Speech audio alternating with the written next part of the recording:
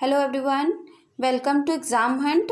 आप सभी का आज के इस वीडियो में बहुत बहुत स्वागत है फ्रेंड्स। तो फ्रेंड्स, कैसे हैं आप सभी और कैसे चल रही है आप सभी की पढ़ाई।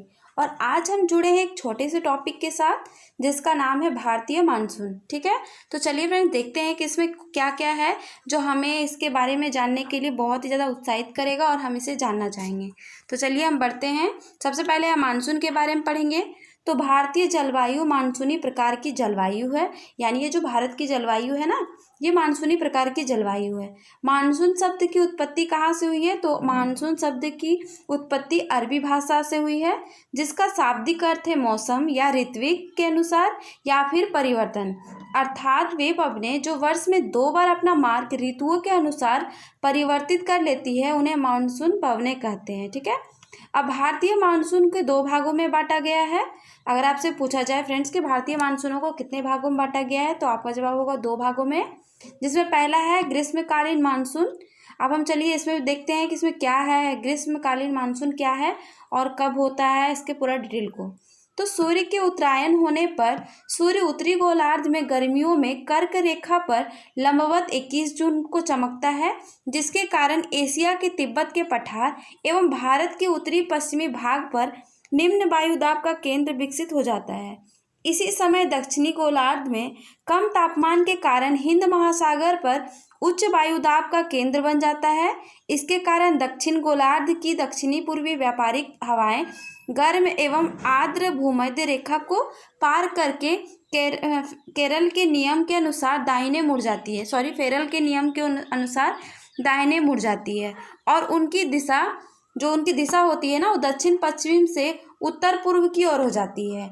यही दक्षिण पश्चिमी हवाएं मानसूनी हवाएं कहलाती है और इसे ही ग्रीष्मकालीन मानसून कहा जाता है।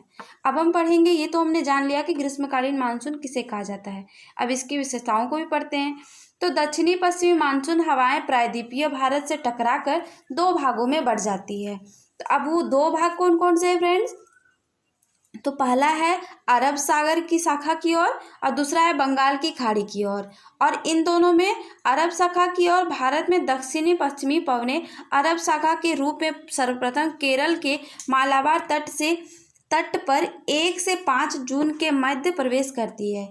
यानी ये जो दक्षिणी पश्चिमी पवनें हैं वो अरब सागर शाखा की ओर से सर्वप्रथम कहाँ प्रवेश करती है? तो केरल के मालाबार तट पर।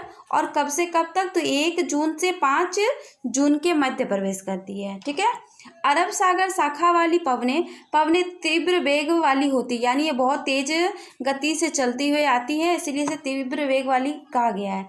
जो पश्चिमी घाट यानी पर्वत से टकरा कर घनघोर वर्षा करती है। प्रथम घनघोर वर्षा को मानसून का फटना अथवा ब्रस्ट ऑफ मानसून कहलाती है।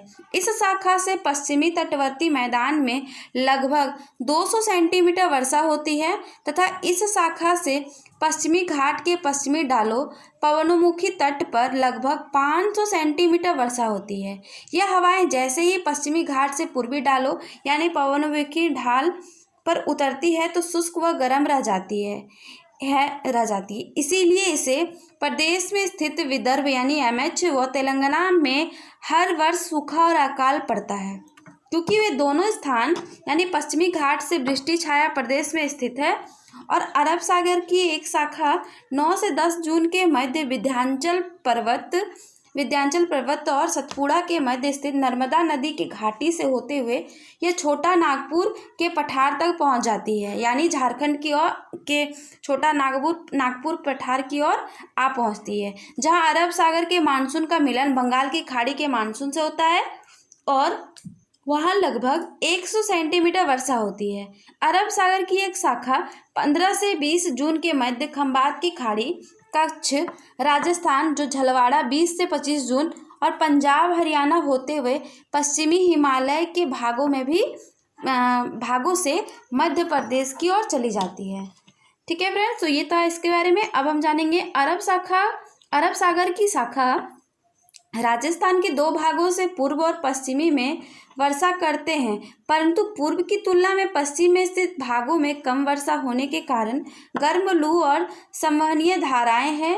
और अरब सागर की शाखा से सर्वाधिक वर्षा वाले स्थल कौन कौन से हैं फ्रेंड्स? तो एक है पश्चिमी घाट का मालाबार तट, दूसरा है छोटा नागपुर का पठार। और अरब सागर की शाखा से न्यूनतम वर्षा वाले स्थान क्या है? तो एक है विदर्भ, दूसरा है तेलंगाना। तो फ्रेंड, आज के इस वीडियो में इतने ही महत्वपूर्ण बिंदु थे। और आज अगर आपको क्लास अच्छी लगी है तो अपने दोस्तों के साथ शेयर करें, कमेंट करें और लाइक करना बिल्कुल भी ना भूलें। और अगर आप नए लर्नर हैं तो हमारे चैनल को सब्सक्राइब करें, बेल आइकन को प्रेस करें। इससे आपको आगे आने वाली हर वीडियो की नोटिफिकेशन टाइम पर मिल जाएगी और टाइम के साथ आप क्लास से जुड़ जाएंगे। और अगर आपने अभी तक हमारे सोशल मीडिया हैंडल्स को फॉलो नहीं किया है तो इसको फॉलो के लिए आप हमारे टेलीग्राम, फेसबुक, इंस्टाग्राम पेज को फॉलो कर सकते हैं। यहाँ से आपको डेली क्लासेस की PDF वगैरह और इम्पॉर्टेंट ट्रिक्स की वीडियो, हैंड रिटन नोट्स आदि प्रोवाइड करा दिए जाते हैं। तो फ्रेंड्स, आपका हमारे साथ बने रहने के लिए बहुत बहुत धन्यवाद। Thank you friends, thank you for watching.